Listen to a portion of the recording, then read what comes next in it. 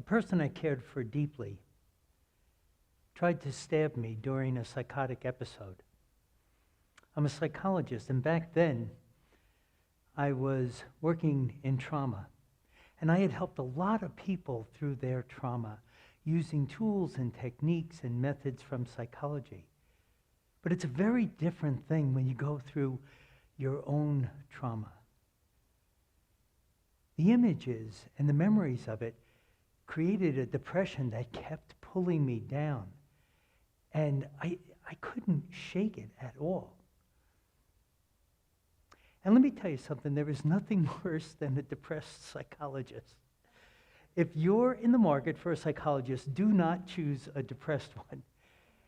It was very hard for me to work with other people and their negative feelings while I was struggling with my own. So that brings up the question, what do psychologists do when they get depressed?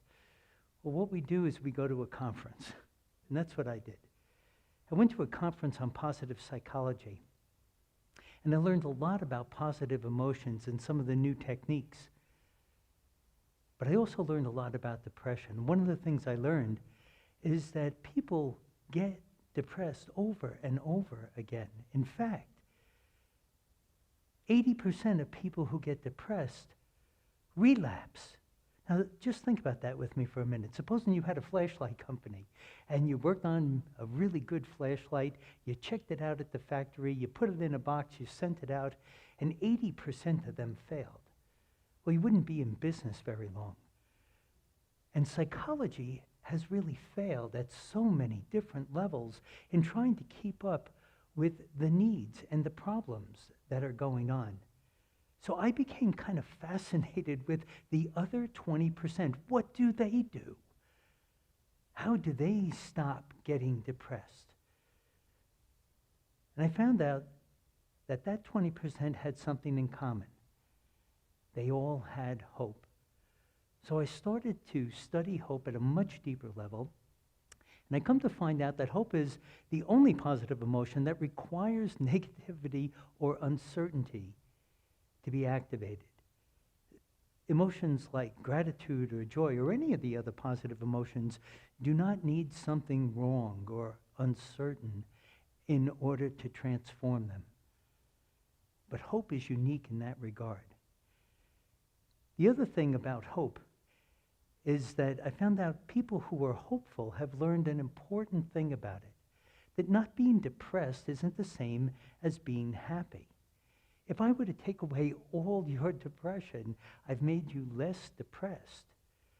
But I haven't done anything about making you happy. And that's actually part of what was causing the relapse. And when I finally started to study high hope people, people that really seem to have a grasp on what it means to be hopeful, I found out that they were able to regulate their perception. Let me show you what that means. If you take a look at this image, and you look all the way over to the far left, you will see this image looks like a duck. But if you were to allow yourself to let your eyes drift all the way over to the right, this duck becomes a rabbit. People with high hope learn that what they pay attention to allows them to have a different experience. The image didn't change, but how you looked at it changed. Let me give you another example. Take a look at these two lines. Now, these two lines might not mean anything, but they might mean something in context. As an example, if you look at it this way, this is a very unlucky number, the number 13. But what high hope people do is they learn that they can see things in another way. And that same two lines could be the letter B, and obviously that would stand for something better. So what we've learned about hopeful people is something that scientists are studying. There's a great study out of Harvard, and what they did is they took a look at about 13,000 people, average age of 66, and they wanted to see what happens as you mature in life. And what they found out is that people with high hope have lower chronic diseases, they sleep better, fewer incidents of cancer, they have more joy, they have much higher levels of well-being, and they thrive on relationships.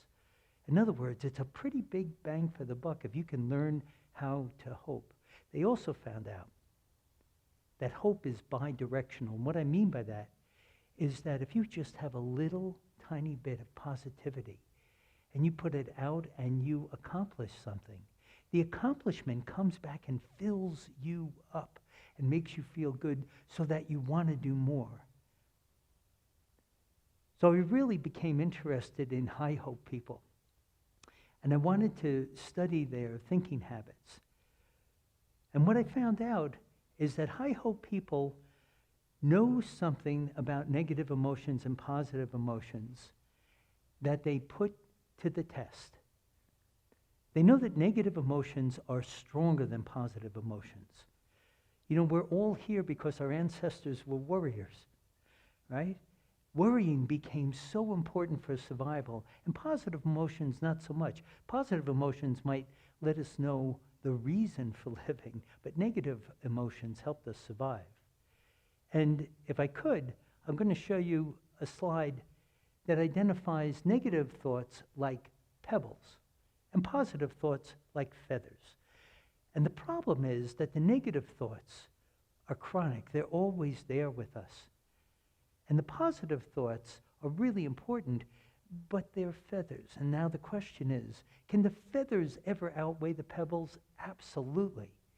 But you need a lot of them. And that's what high hope people have done.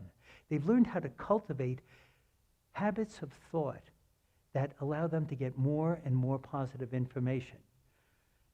And they've actually got 7 habits of thinking that I'm going to walk through with you. The first habit is that they've learned to see problems as possibilities. They see their problems as projects that could lead to new possibilities. They're not just stuck on the negative aspect of the problem. The second thing is they've learned to do something we call hunt the good. They wake up in the morning thinking about the good things that they might be able to find and see and know during the day. The third thing they do is that they savor and look for positive emotions, because the positive emotions are actually the feathers that we're talking about. They're the things that can tip the scale, so they're constantly invested in looking for positive emotions. In particular, they look for gratitude because they find that gratitude is one of those positive emotions that seems to lead to all the other positivity. Then they've learned to live in their strength. And what that means is that we're each born with character strengths that define our essential being. If you want to know what your character strengths are, just think about a day that went perfectly for you, absolutely super. When everything you did went just the way that you want. And the question would be, what is it that you brought to that day that made you feel that good feeling of everything going along? Those are your character strengths. And high hope people learn to know what they're good at and what they're not good at. And they get to spot other people who have different character strengths so that they can do their part of the job and the people with high hope can do their part. Now the fifth one is kind of interesting because the fifth one has to do with them setting goals. And they set something known as micro goals. They've learned to recalibrate how to get what they want. And they break it down into something very small. And for this, I'd like to tell you a story.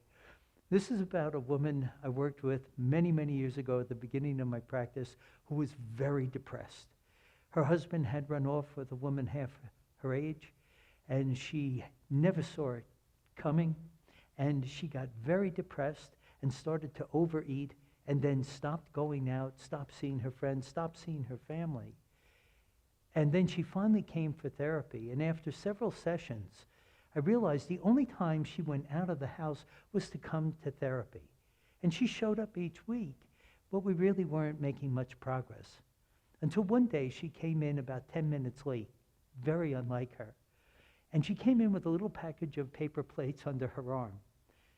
And she said, "Oh, Dr. Tomasulo, I am so sorry I'm late. I had to buy these paper plates, and I was online, and it just took longer than I thought." I was probably a budding positive psychologist back then, because I got all excited. I said, "Oh, paper plates. You're going to invite your friends over and have coffee and cake. And she was like, no. And I said, well, maybe your family's coming. They're going to bring some cake, and you got the paper plates, make it easier to clean up. And she was like, no. Like, I haven't been listening to her for the last couple of weeks. And I said, so what are the paper plates for? And she said, well, I ran out of dishes. And I said, I don't understand. What do you mean you ran out of dishes? She said, well, every day I get a dish, and on one section of the dish I eat a little breakfast, and another section I eat a little lunch and then some dinner, and I can get 2, sometimes 3 days out of a dish. But now I've used all my dishes and all the china, and so I had to get paper plates. So I said the most natural thing anybody would say, why don't you wash the dishes? This was the first time I saw any other emotion from her other than depression. She got really angry with me.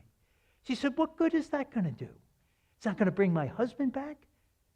It's not going to pay my mortgage. It's not going to help in any way, shape, or form. Why should I do that at all? I'm just going to buy the paper plates. So we had a fight. I said, you got to wash one dish between now and next week. That's all. One dish. Just do that and tell me how you felt. She said no. We went back and forth. Finally, very reluctantly, she said, all right, I'll wash one dish. That night, I got a call from her. She was ecstatic on the phone. She said, you won't believe how good I feel. I washed one dish, and it felt so great. I washed another and another and another. I washed them all now. I'm going to clean the closets. And isn't this the point? When there's something small that we can manage and we do it, we're going to feel good. We can't control everything, but if we can focus our attention on what we can control, it'll make us feel better. The sixth thinking habit that I hope people have is they have a reason for living. They have purpose in their life. And for this, I'm going to use the Japanese concept of ikigai. In ikigai, there are 4 elements. You've got to love what you do. You got to be really good at what you do.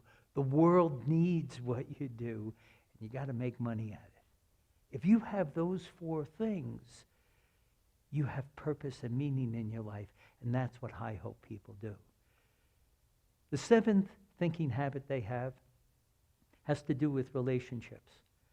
They cultivate positive relationships. They invest deeply in their friendships, in their family. Doesn't mean they have to like everybody, but the people that they want in their life, they cultivate those relationships.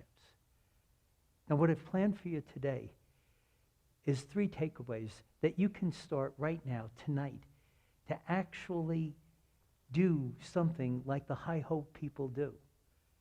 So there are 3 things. The first is to do a gratitude review. Doesn't matter if you do it in the morning or before you go to bed, but think about 3 things that you have gratitude for that took place in the last 24 hours. And as you think about them, you'll see that your mind has to change and go look for them. That's a very positive thing that I hope people do. The second thing is to pick one day a week and do 5 acts of kindness. Now, my day for that was yesterday. So if you drop a book today, I'd be like, oh man, I wish you had dropped that yesterday. I could have helped you. Now, you can be kind on the other days, but if you pick one day, just one, to do 5 acts of kindness, it brings you into the moment in a different way, and it elevates your understanding of other people. It also pulls you out of your negativity. What we found with kindness, by the way, is that it has something with it known as elevation. If I do something kind for someone else, I feel good, they feel good, but anybody else who watches it will feel good. And finally, I want you to find your one dish. What's a micro goal that you can do to get done that'll give you something that'll make you feel good, that bi-directional feeling where you can get it done, it'll fill you up, it'll get you to do more. Because what we've learned is that if you break the day up, if you have 20 minutes and you say, I'm going to get these 3 emails done, and you get them done, it fills you up in a certain way. And what I'll say about these three things is that they're not random. They're not random at all. Gratitude is always about the past. We can't change the past, but we can change how we look at it. Kindness is always about the present and pulling you out of whatever space you're in to be right in the moment. And a micro goal is always about the future. And my hope, if you do this, is that you keep the pebbles off your scale and fill the other side with a truckload of feathers. Thank you very much.